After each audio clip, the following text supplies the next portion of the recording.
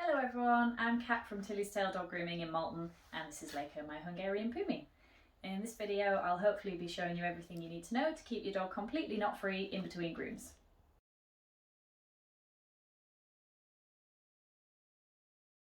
First I'd like to show you the equipment that I recommend. So for most dogs you'll want a slicker brush, like these here. This is the type you'll probably find in most pet shops, and it's absolutely fine if you know how to use it correctly. But if you're not careful, you can damage your dog's skin with it. So instead of brushing directly along the skin like this, you want to place it down and brush diagonally up and out in this kind of motion. With these blue brushes, you don't have to be so careful about the motion you're using because they've got these little balls on the end of each pin. So I recommend these ones especially for dogs with sensitive skin. It's just a bit more gentle for them. They come in different sizes, so you can use the larger ones to get big areas like the back done quickly, but these small ones are better for getting into fiddly areas like the armpits. There's also this brush here, a pin brush, which a lot of pet shops have, so a lot of people do use them on their pet dogs, but it's only really for show dogs with long flowing coats. They do have quite a large area between each pin, unlike the slicker, which has a much smaller area between each pin. So these ones are more likely to miss knots. You also want a good metal comb, and again they come in different sizes, and basically the longer your dog's coat is, the longer you want the teeth of the comb to be, to make sure you're getting all the way down to the skin.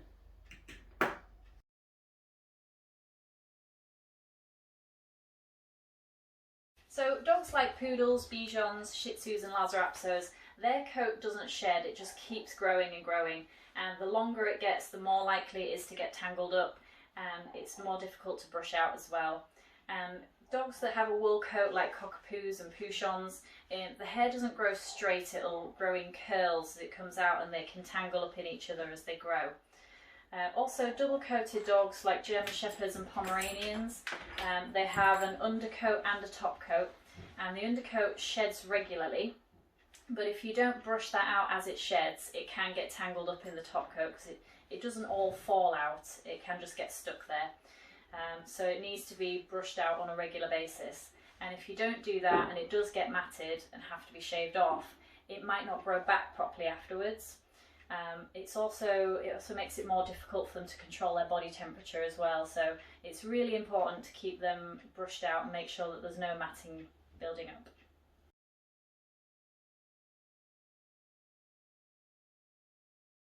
So there are certain areas of a dog that's more likely to get matted than others, maybe if there's friction, a lot more rubbing on the fur, or areas that are more likely to get missed when you're going through with your brush. So probably the most common area that I see matting in the salon is behind the ear. So when you're brushing, as well as doing this part of the ear, if you just remember to pull it forwards and brush all this bit at the back here. It's very common to see mats in there. Also, if your dog's quite a messy eater or drinker, they can get a lot of stuff stuck in their muzzle area. So this is another area that we see quite a lot of matting in the salon. Also around their neck, where their collar sort of rubs around here, especially as they're on a walk, it's going to move around a lot and cause a lot of rubbing here. And a lot of owners forget to take the collar off when they're brushing as well, so this area just gets completely missed.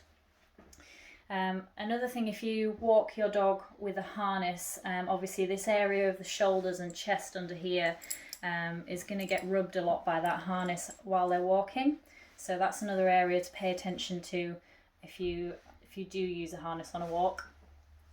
Now if Leica can stand up for me. Come on, darling. Good girl.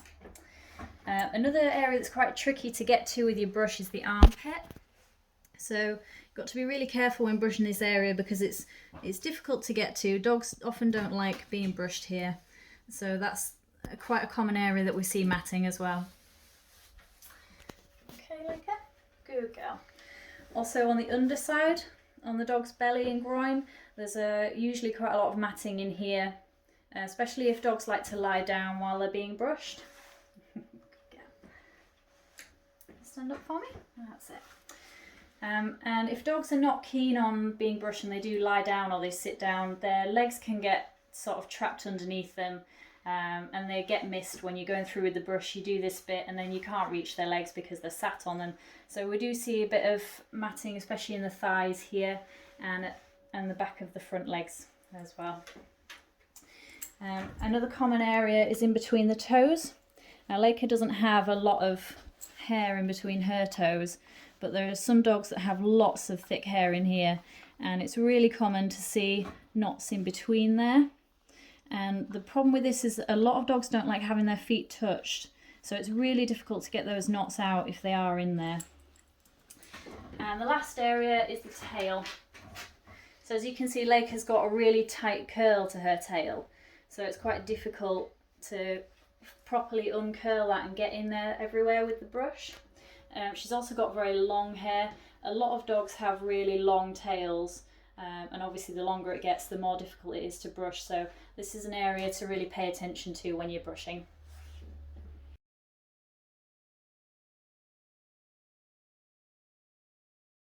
So ideally you want to be brushing your dog every single day, especially if it's got a really long coat like Leica here.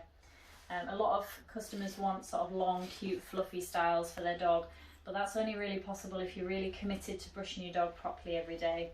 And I know everybody has busy lives, it's not always possible. So if you do miss a day, don't panic. Your dog's not going to become matted overnight, but you might just find the next day there's a few more knots in there, they might be a bit more difficult to brush out and it might take you a bit longer. The time of day doesn't really matter unless you've got a dog that really doesn't like being brushed. You can just do it whenever's best to suit your routine. But if you do have a dog that's not keen on being brushed, I'd recommend doing it when they're most likely to be calm and tired and relaxed. So maybe in the evening while you're watching TV, or maybe after they've had a good long run around the field. The last thing to mention is water. So if they get wet either in a bath or out on a rainy walk, any knots that are in the coat are going to tighten up as they dry, and they're going to be much more difficult to brush out later. So if the weather's really horrible, then probably the best time to brush your dog will be straight after their walk.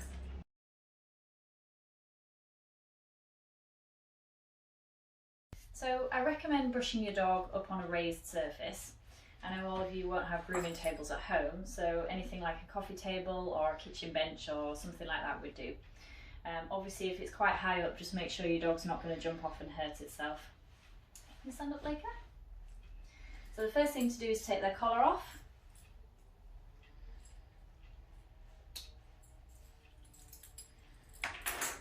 That's just another signal to them that this is brush time and not time for messing around. Now I always start with Leica's head. It doesn't matter where you start or what order you go in, but you want to make sure you do it the same every time so that you're not going to miss anywhere out.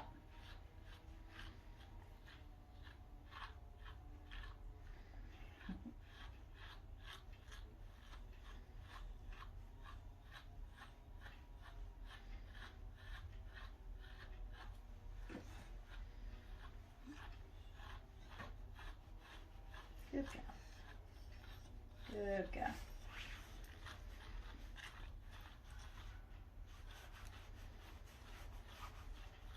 Okay, and once you've brushed everywhere, you then want to get your comb and go over all your work to check that you haven't missed any knots. And if you have missed anything, you'll know because the comb will snag in the coat. So if that happens, you need to go back over with the brush a few times and then try the comb again. Keep going till the comb glides smoothly through the hair. If you've got a very thick haired dog, the comb might drag a bit instead of gliding smoothly, but as long as you can get the comb all the way from the root to the tip of the hair, there's no knots there. Sometimes very small knots can be quite difficult to remove with the brush because they slip between the pins, so you can use the comb to pull these little knots out if you're careful about it.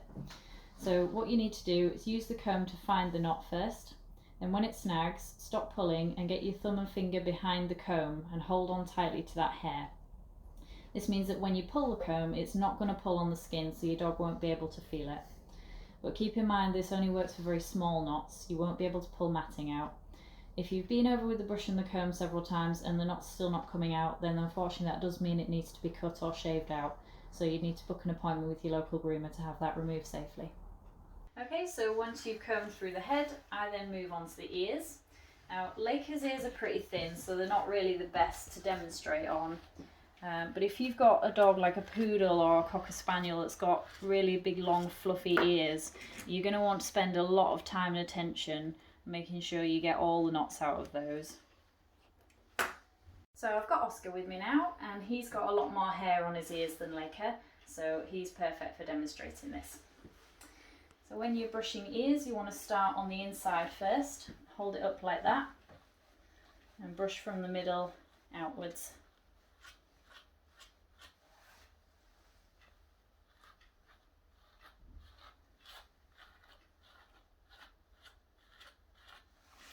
Then pop the ear back down, and then on the outside work your way from the bottom up.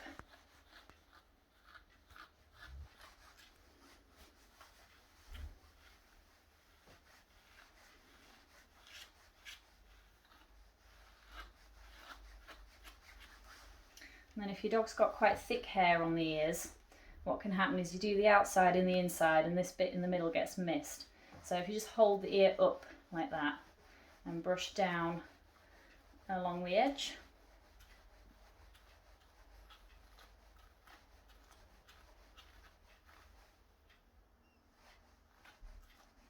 And that makes sure you're not missing anything in there.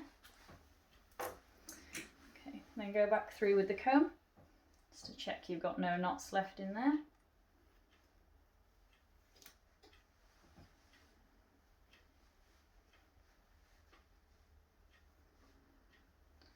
And when you use the comb, just make sure that the pins go all the way through the hair like that.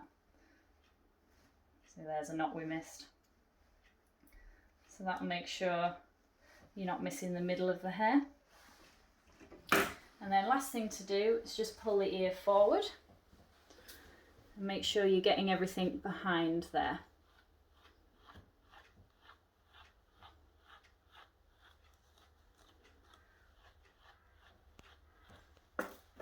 And again, check through with your comb.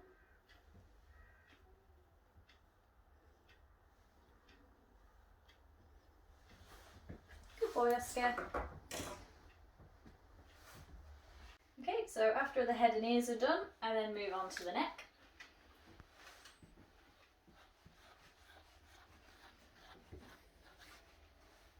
Chin up for me. Good girl.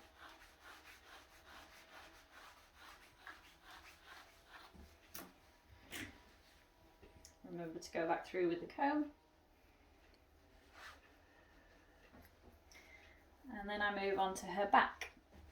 Now, Lake has got really long hair on her back, so if your dog's got quite long hair like this, you want to separate right down to the skin before you start brushing. So use one hand to pull the hair and the other hand to brush.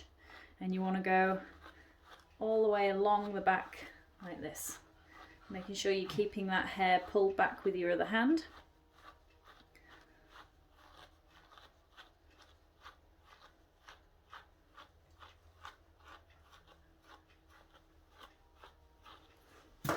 And then check through with the comb. If you're getting quite a lot of knots with the comb, you can do the same, hold it back with your other hand and comb along a little bit at a time like that. Okay, so then for the body, you want to try and work in the direction of the lay of the coat, so it's kind of going diagonally down towards their back leg like that. So again, lift the hair up with one hand and brush down with the other.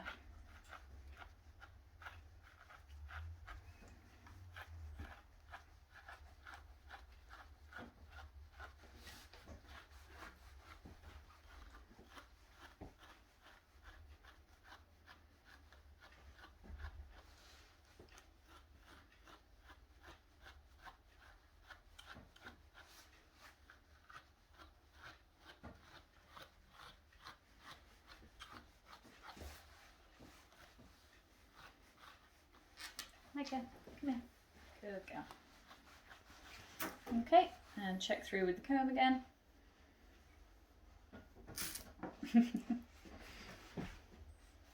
Good girl. Okay, I do the armpits next. So you want to lift your dog's leg up. Make sure you can see right in there. And when you do the armpits, you want to make sure you're getting right inside it And first you want to go down towards the chest and then back towards the back end of the dog. And you also want to go this way along their leg as well. And then check through with the comb, making sure you get all three directions again. Good go. Now while I've got hold of this foot, Laker's not keen on this bit, so she might grumble a bit. I'm going to pull the hair back from her toes like that with my thumb. Come on, Laker. Good girl. And then use the brush to brush that foot hair down. She thinks that putting her head in the way means we don't have to do it. Okay. And once you've brushed the foot, remember to go over with the comb. If you've got a dog that's particularly prone to knots in between their toes, you might want to brush backwards and sideways as well to really get in between those toes. Okay, now the other important thing to remember on the front foot is they have this little pad here called the carpal pad, and a lot of the time the hair underneath that gets missed. So if you make sure you get in there with the brush and the comb first before you put the foot down, and then you can do the rest of the leg. So again, she's got really long hair on her legs, so I'm going to hold this up with one hand and brush down with the other.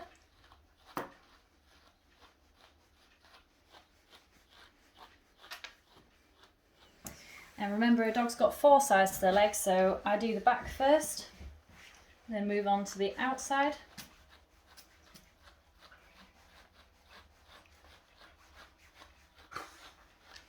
Then round to the front.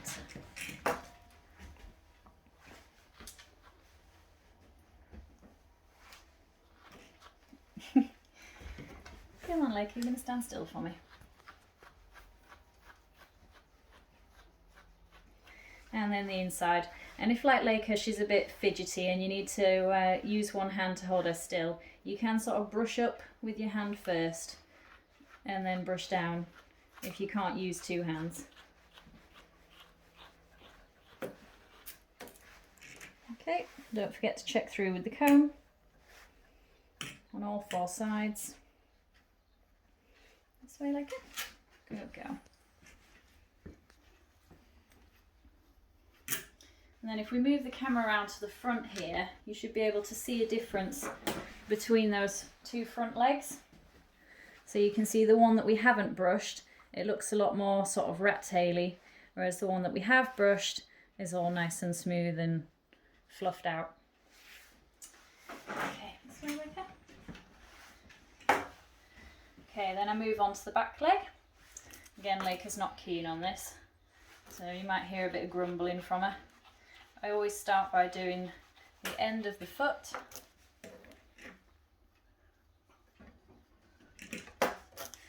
and then the back of the hock here.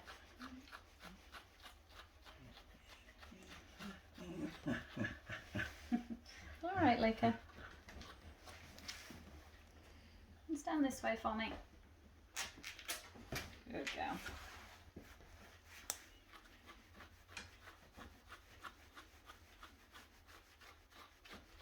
Okay, so that's the back.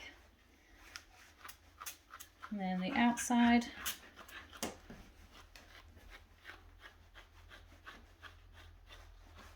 And then the front.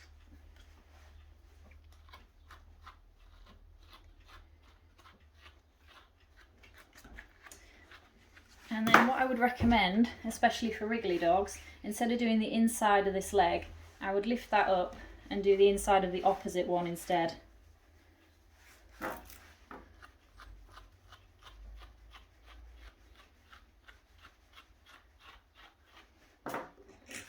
Remember to check through with the comb.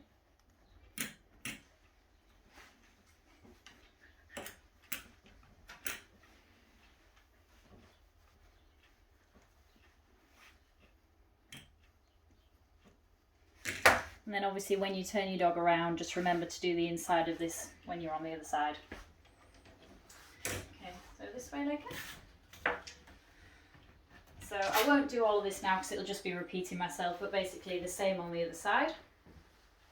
And then what you want to do, if you've got a small dog, I would just lift both their front paws up like that, and then you can get into all this area that's quite often missed. If your dog's not keen on being picked up like this, or maybe if you've got a bigger dog that's a bit too heavy to lift, you can also lie them down on their back while you're brushing this bit.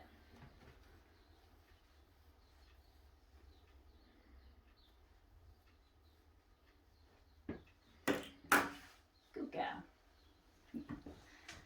Okay, then the last bit's the tail. Now Leica's got a very tight curl in her tail here, so it's difficult to get it with just one person. So if you've got a dog that's got quite a long curly tail, I'd recommend, if you've got somebody to help you, just that they hold that tail out for you, and maybe just put a hand under the belly as well to stop them sitting down. You want to start at the tip. Make sure you're brushing it all the way down to the bottom of the hair. And work your way up to the base of the tail. And again, go over with the comb.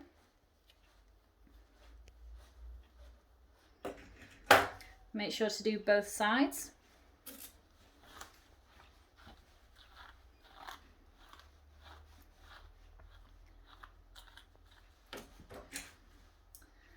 And then if you've got a dog with a particularly thick tail, which Leica's isn't too bad, but if you've got like a cockapoo or a Bichon or something with a very thick tail, I'd recommend holding it up like that and just brushing along the underside as well.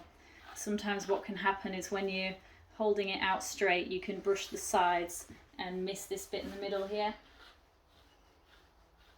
So just brush up along the underside, and then the same with your comb. And if you do have a dog that's got a tail that's sitting on their back, the last thing I do is just hold it out the way and make sure the area where the tail sits is thoroughly brushed as well. As this can get flattened down and knotted up by the tail movement.